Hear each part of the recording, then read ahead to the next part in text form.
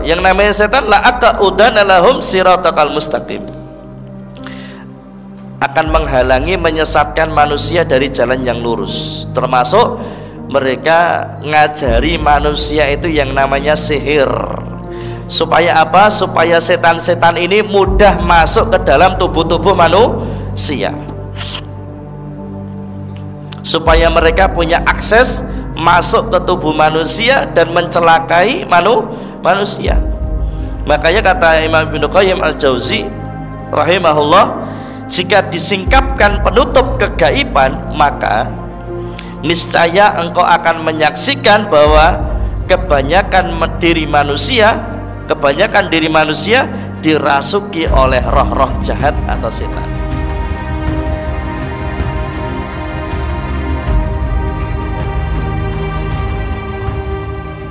Ya Allah, Ya Rahman, Ya Rahim, Ya Hayyu, Ya Qayyum, Ya Ghaniyyu, Ya Majid, Ya Ghaniyyu, Ya Karim, Ya Dzal Jalali wal Ikram. Khususan kepada Bapak Ibu donatur Masjid Darul Ilmi, khususan kepada takmir Masjid Darul Ilmi, wabil khususan kepada Bapak Krisna dan keluarga, wabil khususan kepada Ibu Rahaya Dwi Retno Ningsih dan keluarga, wabil khususan kepada Ibu Sudiastuti dan keluarga, wabil khususan kepada warga Pondok Indah Permai. Semoga Allah Subhanahu wa taala ridho dan menerima infak dan sedekahnya dalam bentuk apapun, dan Allah Subhanahu wa taala menggantikannya dengan yang lebih baik dan berkah. Keluarganya senantiasa diberikan perlindungan dari segala keburukan, serta anak keturunannya dijadikan sebagai anak yang soleh dan yang soleh-solehah. Ya Allah, Rabbi habli minas salihin, Rabbi habli minas salihin. Bismillah. Assalamualaikum warahmatullahi wabarakatuh.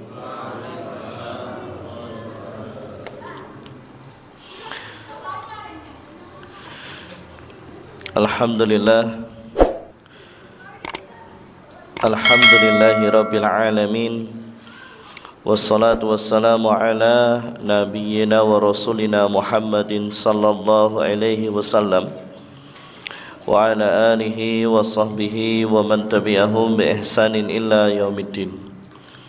Ya ayyuhalladzina amanu taqullaha haqqa tuqatih wa la tamutunna illa wa antum muslimun. Alhamdulillah, jamaah yang dirahmati Allah Subhanahu wa taala, bersyukur atas banyak nikmat yang Allah limpahkan sehingga pada malam hari ini Allah Subhanahu wa taala kembali istiqomahkan kita untuk berpuasa sunnah dan juga salat berjamaah yang dilanjut dengan bermajelis ilmu. Rabbana taqabbal minna innaka antas samiul alim. Semoga ibadah yang kita kerjakan diterima Allah Subhanahu wa taala, mendapatkan pahala yang sempurna, dan dari apa yang kemudian kita keluarkan dalam rangka beribadah kepada Allah Subhanahu wa taala diganti dengan ganti yang lebih baik. Amin. Salam dan salawat senantiasa tercurah limpahkan atas Nabiullah Muhammad sallallahu alaihi wasallam beserta kepada keluarga beliau sallallahu alaihi wasallam, juga para sahabat, tabi'in, tabi'ut tabi'in, dan juga kepada umat beliau sallallahu alaihi wasallam ila yaumiddin. Dan bertakwalah kepada Allah dengan sebenar-benarnya takwa, dan jangan sekali-kali mati kecuali dalam keadaan Islam. Jamaah yang dirahmati Allah Subhanahu wa taala,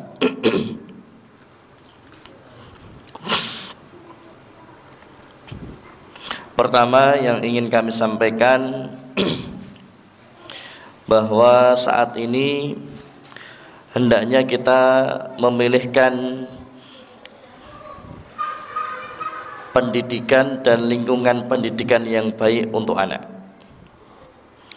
karena sudah sangat sering dan banyak dari para orang tua yang memasukkan anaknya ke panti atau ke pondok datang kepada kami dan ternyata anaknya menjadi korban pembulian.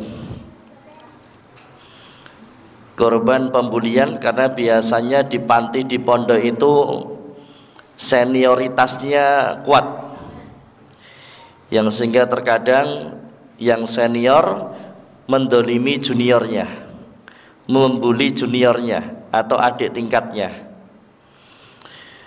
Mereka berbuat yang semena-mena, dan bahkan kemarin ada dari anak dari teman kami yang kemudian meninggal dunia.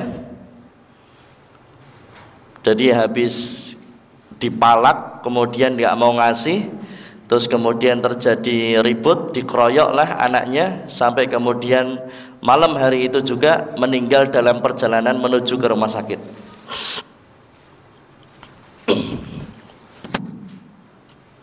Dan alhamdulillah sampai sekarang terus kami dampingi dan kami bantu untuk sampai tuntas menyelesaikan masalah ini. Kami hubungi teman-teman pengacara dan kemudian stakeholder yang lainnya.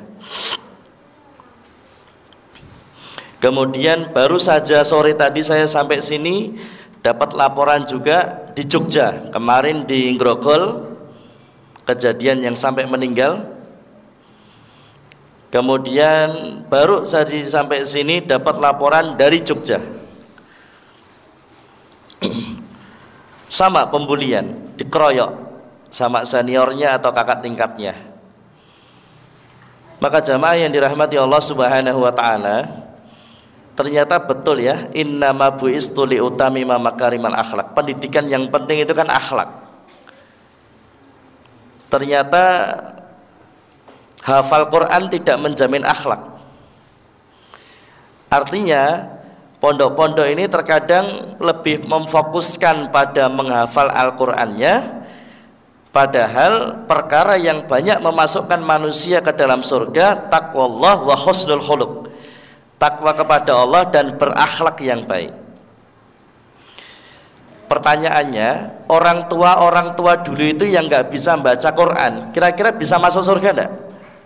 Bisa, asalkan dia punya takwa kepada Allah dan punya akhlak yang baik.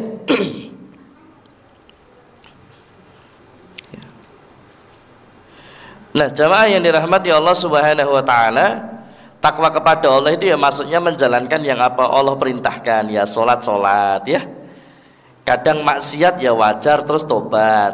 Ya, kemudian apa? Berakhlak yang baik, insya Allah surga, Pak. Walau belum bisa baca Quran, walau hafalnya cuman kulhu sama ina, Al-Kafirun pun nggak selesai kebalik-balik terus, keulang-ulang terus ya. Artinya betul kata Imam Ibnu Mas'ud, Abdullah bin Mas'ud mengatakan, dulu kami termasuk orang yang susah menghafal Quran tapi mudah mengamalkan. Tapi akan datang suatu masa orang gampang mudah menghafalkan Quran tapi susah mengamalkan. Dan kita berada di zaman itu di mana Al-Quran sangat mudah dihafalkan. Bahkan ada buku itu yang judulnya menghafal Quran semudah tersenyum. Wah ya Allah ya. Ada yang bisa hafal dalam sekian waktu dan sebagainya. Banyak sekali metode menghafalkan Al-Quran dengan cepat.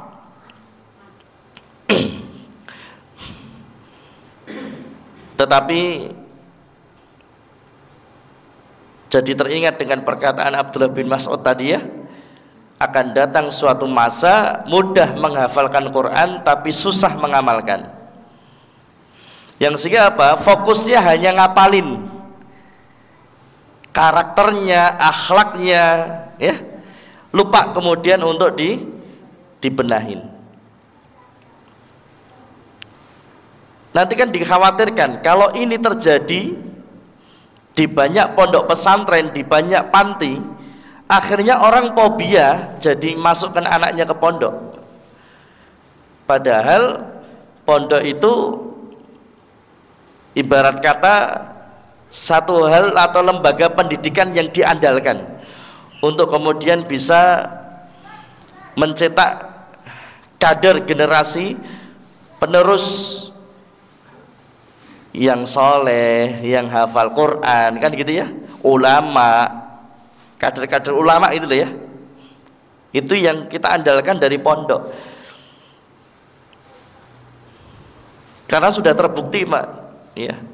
Orang kalau sudah masuk pondok itu hafalan Qurannya cepat, hafalan hadisnya banyak, ngibadahnya terjaga, bagus, istiqomah. Kemudian apa? Ilmu-ilmu alat kan tidak didapatkan di sekolah, Pak.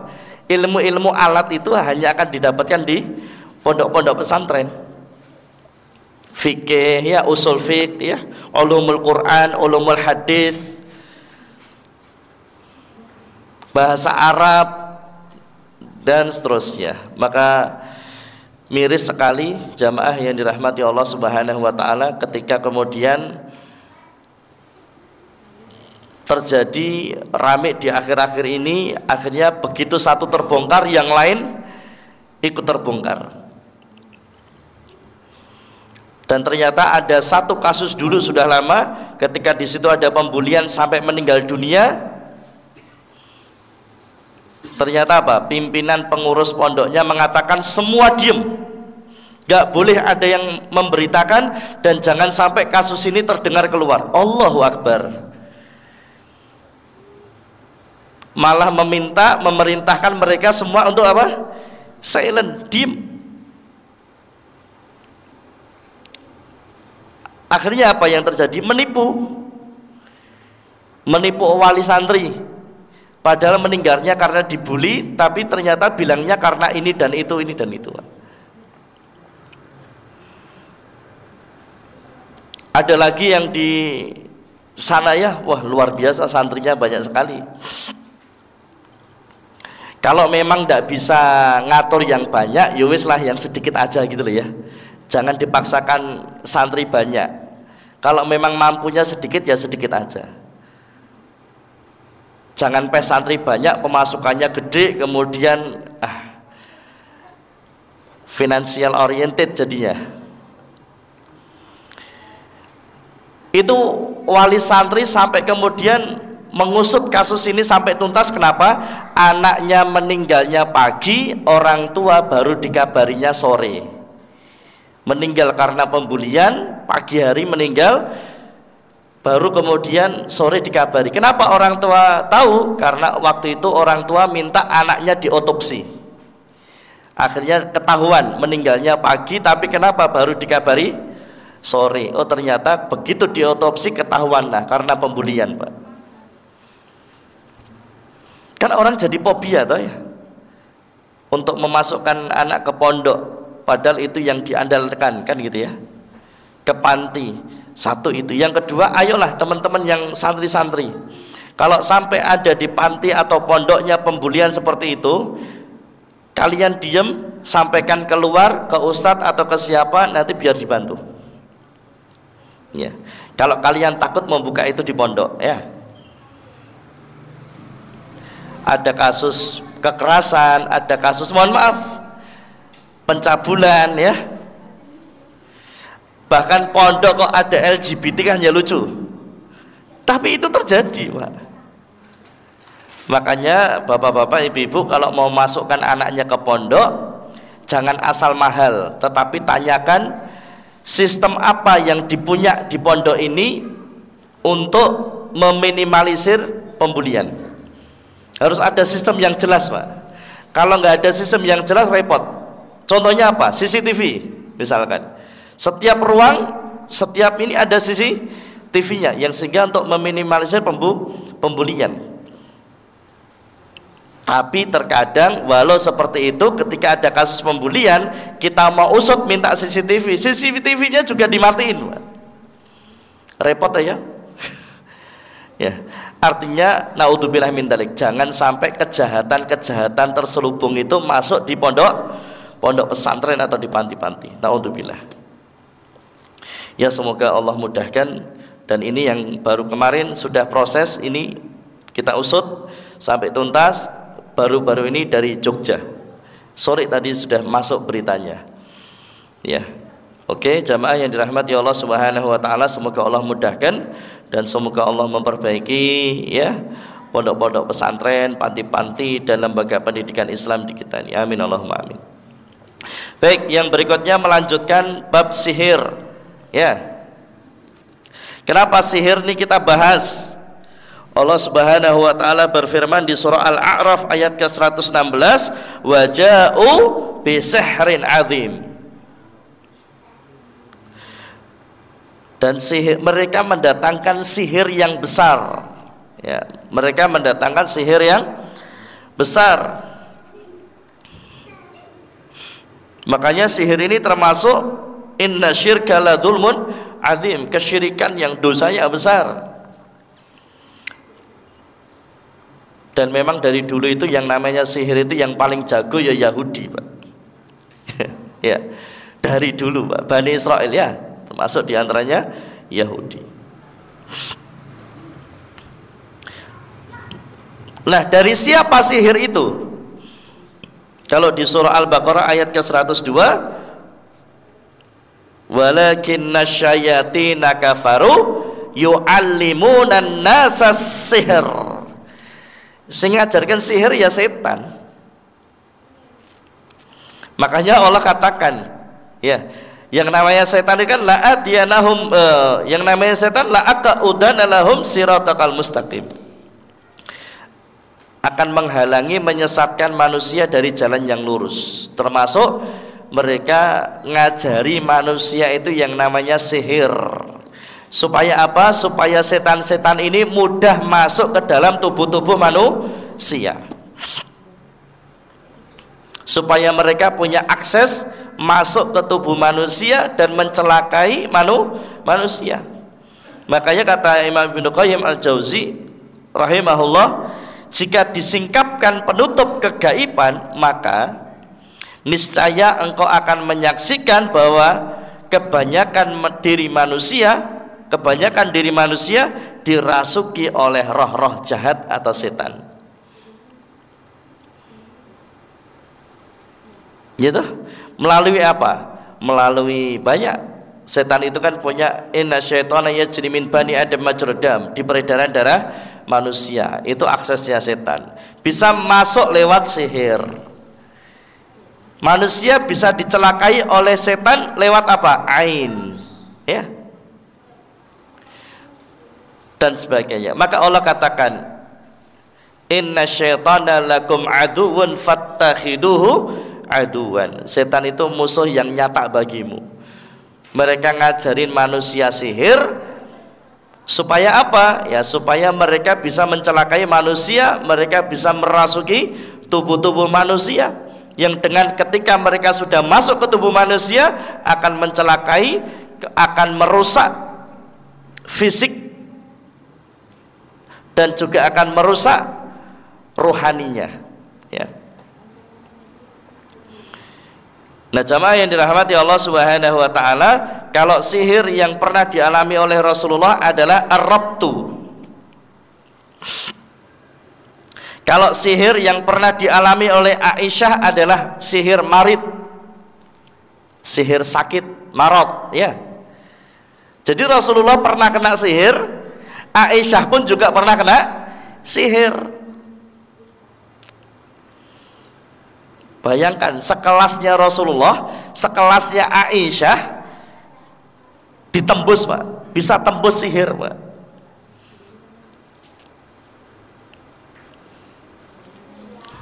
Makanya kalau ada datang ke saya, Ustaz, saya ini sudah hafal Quran 30 juz, masih aja bisa kena sihir. Loh, jangankan kamu kok 30 juz. Lah Rasulullah aja bisa kena sihir. Aisyah aja pernah kena sihir kok.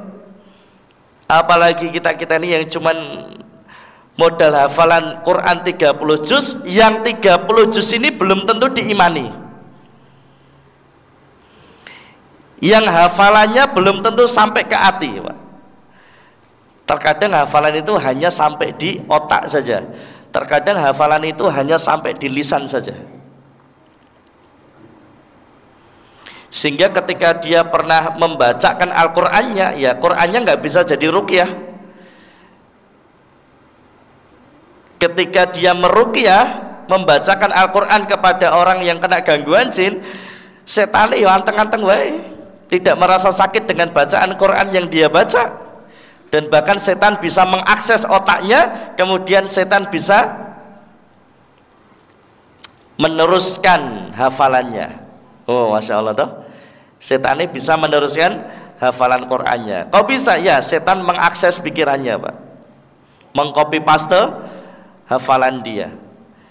Kenapa kok kemudian setannya tidak sakit, bahkan tidak merasa kesakitan ketika dibacakan Al-Quran olehnya dan tidak keluar? Ya, bacaan Qurannya hanya di lisan, Pak, nggak masuk di hati, Pak.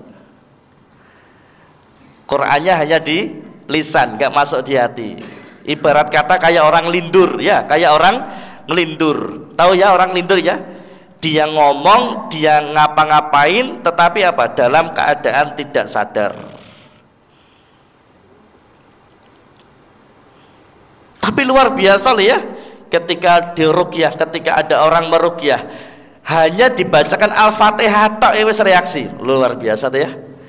Cuman dibacakan Al-Fatihah tok wis bikin mual, wis bikin muntah, wis bikin pusing, sampai muntah darah. Cuman Al-Fatihah tok yang dibaca, Pak. Baru sampai Al-Fatihah, belum ke surat ayat yang lain. Kenapa? Ternyata bacaan Al-Fatihahnya itu pakai hati, Pak, pakai iman, Pak, dibaca dengan penuh kesadaran dan kehadiran diri dan Allah, Pak. Yang sehingga apa? Bacaan Qur'annya itu penuh dengan energi yang bikin mereka itu kesakitan, Pak. Ya. Maka bagi kita penghafal Al-Quran, yuk bagi kita penghafal Quran evaluasi. Kira-kira apalan Qur'ane awake dhewe iki mau hanya sekedar di lidah, mau hanya sekedar di otak, atau sudah masuk ke hati nih? Karena kalau Al-Quran itu hanya di lisan, hanya di otak, Qur'annya tidak akan merubah dirinya, Pak. Kita apalane Quran wakeh tapi akhlaknya ya elek wae, tidak merubah dirinya. Kita hafalan Qur'ane akeh, kita ya bodoh wae. Berarti ada masalah nih. Kenapa? Sudah ada penelitiannya ya. Harusnya orang yang penghafal Quran, orang yang mempelajari Al-Quran, maka akan mempengaruhi kecerdasannya, Pak. Akan mempengaruhi kecerdasan IQ-nya. Jadi orang itu nek ngapalin Quran harusnya ya tambah pinter, tambah cerdas. Bayangkan kitab segini aja bisa dihafal loh, 30 juz. Iya toh? 30 juz bisa dihafal, apalagi cuma ngapalin rumus-rumus, kecil, Pak. Ya. Nah, jamaah yang dirahmati Allah Subhanahu wa taala, kembali kepada tadi. Sihir yang dialami oleh Rasulullah sallallahu alaihi wasallam, yaitu sihir ar-rabtu. Yang dialami oleh Aisyah radhiyallahu anha, yaitu sihir marad, sihir penyakit. Dan Allah sudah katakan sihir itu perkara yang besar, nyata bahayanya. Ya. Oke, yang pertama kita bahas yaitu sihir ar-rabtu. Ar-rabtu ini keadaan seseorang, ya, keadaan seseorang yang secara fisiknya itu sebetulnya normal, Pak. Normal, sehat, kuat, tetapi tidak bisa menggauli istrinya. Saya ulangi ya, ar-rabtu itu keadaan seseorang yang sehat, yang kuat, tidak punya penyakit, tetapi tidak bisa menggauli istrinya. Maka sihir ar-rabtu adalah sihir yang dipakai untuk apa? Supaya orang tersebut atau supaya si korban tidak bisa menggauli istrinya atau tidak bisa menggauli pasangannya. itu nanti terjadi bisa kepada sihir Arab tuh ini, bisa kepada suami, bisa kepada istri. Kalau yang Rasulullah alami itu sihirnya yang menjadi sasaran tembaknya adalah Nabi Muhammad SAW. Selama 40 hari beliau tidak bisa menggauli istrinya. Ini sihir Arab tuh. Dari yang kuat tiba-tiba lemes, tiba-tiba loyo. Dari yang berhasrat tiba-tiba seketika mendekat istrinya hilang hasratnya. Itu yang dialami oleh Rasulullah SAW selama 40 hari 40 malam. Di hari yang ke-40-nya itulah Nabi Muhammad dimimpiin 2 orang, ya toh, yang mereka kemudian saling bercakap dan menyampaikan tentang sihir Ar-Rabtu ini, dan media sihirnya, benda sihirnya dimasukkan ke dalam sumur Zarwan. Ya, pakai rambutnya Rasulullah diikat, kemudian ditaruh di bawah batu di dalam sumur Zarwan, dan kemudian diambil. Terus kemudian itulah yang menjadi asbabun nuzul, sebab turunnya surah Mu'awidat, ya, Al-Mu'awidat, Al-Falaq dan An-Nas. Itu menjadi sebab turun ayat atau surah tersebut. Jadi Kulhu, Al-Falaq, An-Nas, Al-Ikhlas, Al-Falaq, An-Nas, ini 3 surat pendek tapi luar biasa. Ini kalau dibaca dengan penuh keimanan, bacanya itu sampai ke hati, wah itu luar biasa. Setan sihir itu wis kapok itu.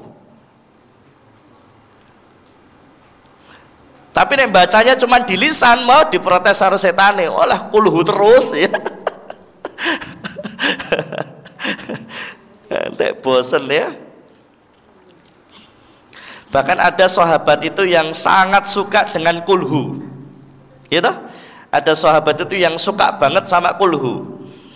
Pokoknya kalau setiap sholat itu kulhunya mesti dibaca.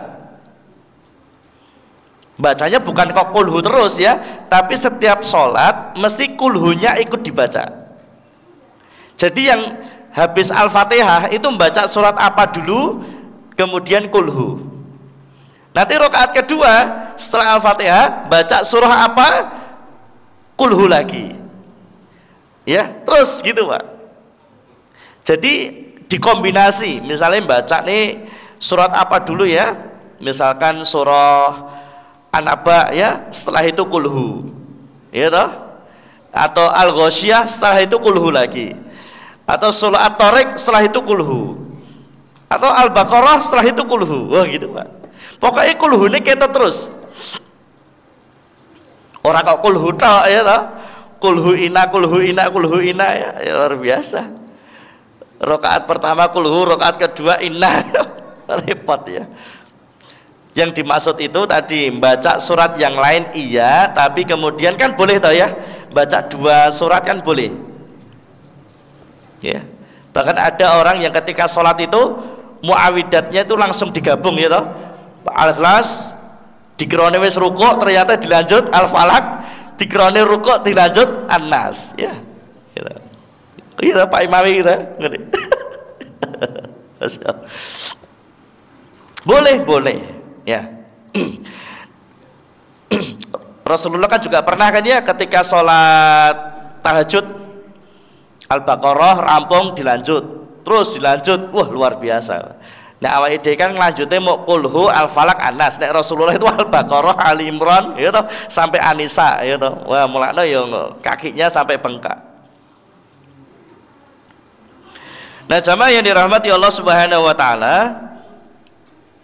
itu kalau dari si laki-lakinya sehat, kuat, tidak mengidap penyakit, tetapi secara tiba-tiba tidak bisa menggauli istrinya. Dari yang kuat jadi lemah ya, loyo. Wong normal sing kuat dulu ya, ayo sing kuat dulu ya. Ya Ben kuat olahraga ngono ya. Olahraga apa? Olahraga makan Ustaz. Olahraga mulut ya.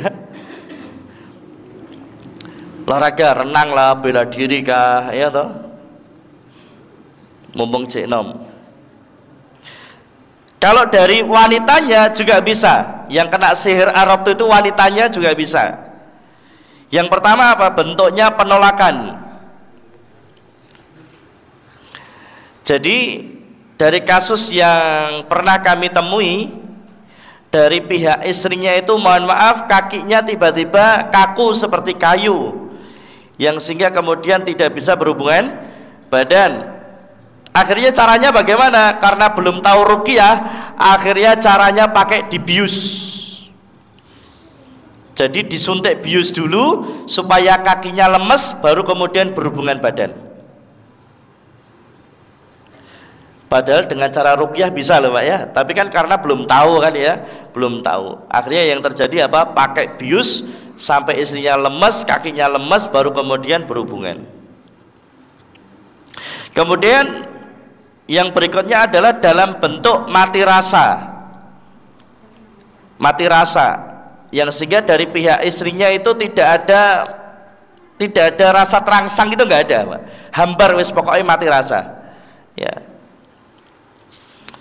Kemudian ada bentuk pendarahan istihadhah.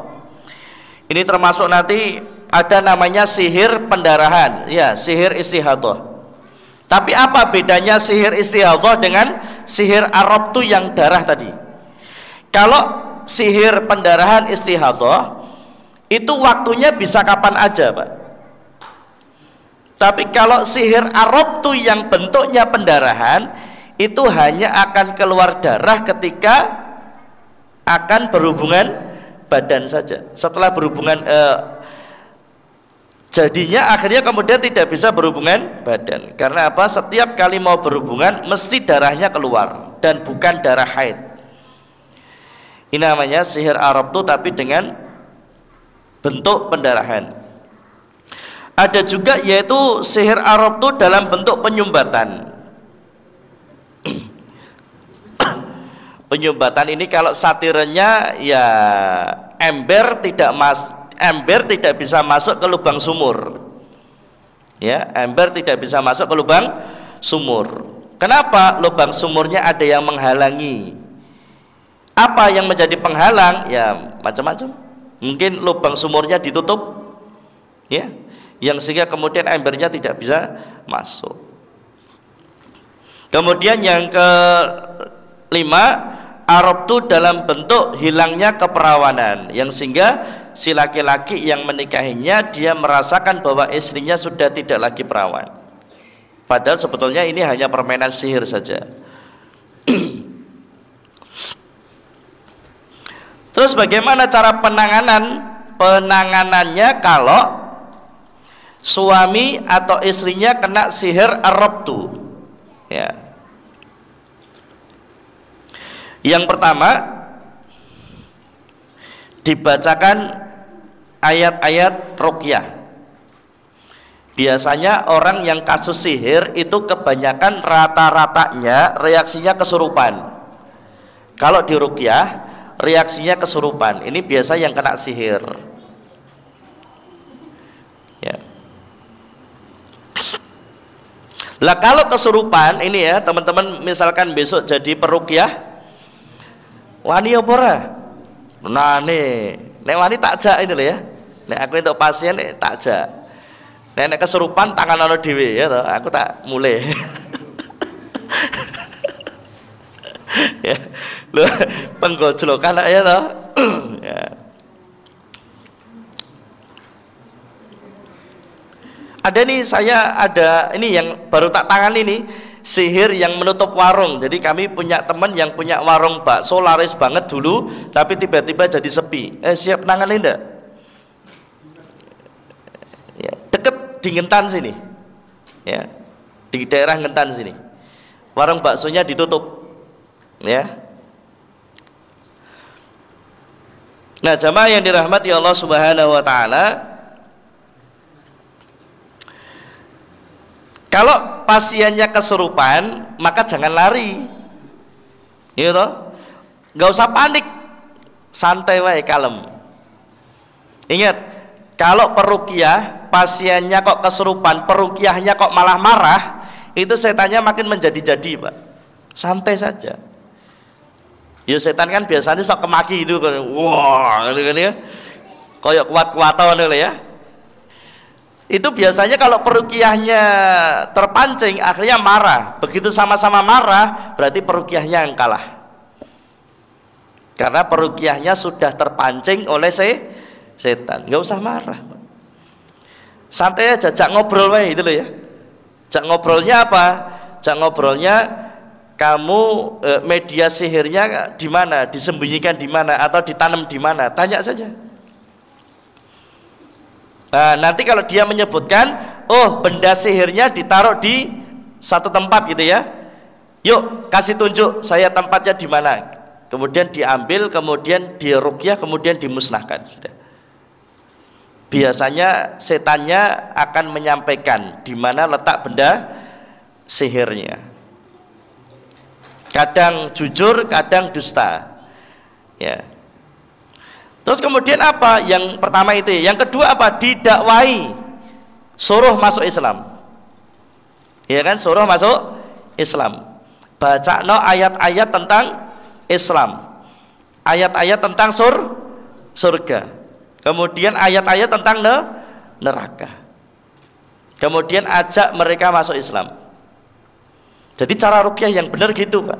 Kalau kesurupan, jangan kemudian ayo keluar, kamu keluar yang ora gelem metu tak jotosi ya. Peruqyah sangar ya. Ndak, dakwai dulu, diajak ngobrol, dakwai dulu. Bacakan ayat-ayat Islam. Al-yaumal akmaltu lakum dinakum wa atmamtu alaikum ni'mati wa raditu lakumul Islam madina.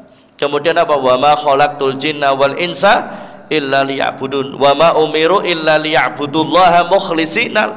Terus bacakan terus tentang surga, tentang neraka, sampai dia punya gambaran itu. Nanti biasanya dua kemungkinan. Satu, mau masuk Islam. Lah kalau mau masuk Islam, tuntun untuk mengucapkan dua kalimat syahadat. Yuk tirukan saya, asyhadu, gitu ya, sampai selesai. Nanti kalau sudah masuk Islam, mengucapkan dua kalimat syahadat, nanti nggak usah disuruh keluar, dia sudah akan keluar dengan sendirinya. Ya, dia akan keluar dengan sendirinya. Biasanya saya bantu. Fasubhanalladzi biyadihi malakutu kulli syai'in wa ilaihi turja'un. Saya bantu supaya kemudian Allah mengeluarkan jinnya ini dari dalam badannya. Oh, kalau dia masih terikat dengan perjanjian, putus perjanjian kesyirikannya. Bara'atu minallahi wa rasulihi illal ladzina ahadtum minal musyrikin. Surah At-Taubah ayat 1. Dibantu supaya keluar. Atau yang kedua, nggak mau masuk Islam. Kalau nggak mau masuk Islam, yaudah bacakan tentang azab, tentang neraka gitu ya. Kalau itu sihir, ya tentang sihir. Nanti begitu mereka kesakitan, mereka juga akan keluar dengan sendirinya lewat muntah, lewat sendawa ya. Bahkan nanti kalau sihir itu rata-rata biasanya muntah darah. Kalau pasien muntah darah, berarti insya Allah sihirnya sudah lepas.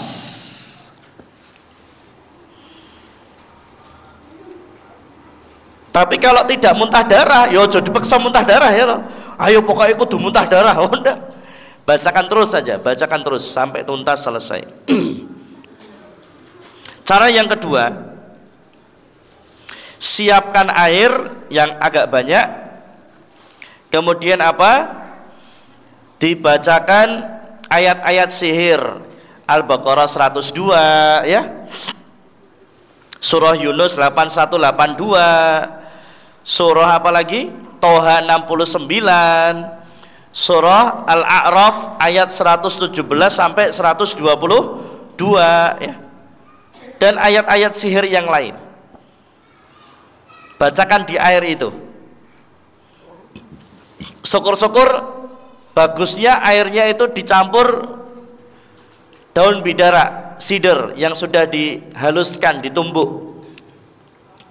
Kemudian apa? Pakai garam, tapi garamnya garam gerasak. Garam gerasak tahu ya? garam laut. Nah, kemudian dibacakan, setelah itu apa? Sebagiannya diminum, sebagiannya dipakai untuk mandi. Ya. Loh, diminum nggak mati Ustaz? Enggak, siapa bilang mati ya? Boleh. Ya, bisa diminum bidara. Kami sering kok ya, tumbukan bidara masukkan ke air, dirukyah terus diminum sama pasien. Yo dikit aja, nggak usah banyak-banyak. Kemudian sisanya dipakai untuk mandi atau untuk semprot, percik, siram di tempat usahanya yang kena sihir ya. Kemudian kalau nanti ada tanah kuburan atau beras kuning atau bangkai atau bunga atau mohon maaf ada yang sihir itu pakainya kerbau gaib Pak. Jadi kerbaunya itu nanti akan nelek di situ. Lah nanti mohon maaf, kotoran kerbau yang gaib itu tadi ya, kotoran kerbau yang gaib tidak kelihatan itu tadi akan mengeluarkan energi negatif, Pak. Yang sehingga kemudian orang itu kalau ke situ nggak nyaman, kemudian hawanya jadi panas, kemudian nanti yang jaga di situ jadi sakit-sakitan ya, kemudian sepi lah ya, kolab, bangkrut, omsetnya nggak nutup buat gaji karyawan, akhirnya tombok terus ya sampai nanti gulung tikar kalau pakai tikar ya toh.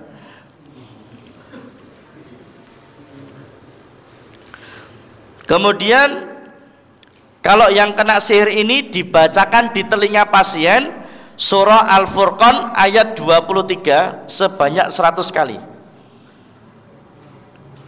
dibacakan ke telinganya pasien.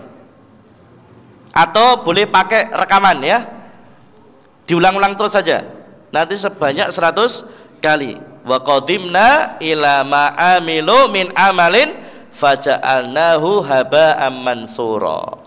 Ya, itu dibaca 100 kali di telinga si pasien. Terus diulang-ulang. Nanti biasanya jari jemarinya ini akan mati rasa. Jari jemarinya akan mati rasa, terus diulangi sampai sembuh, sampai mati rasanya itu hilang, sampai kembali normal ya.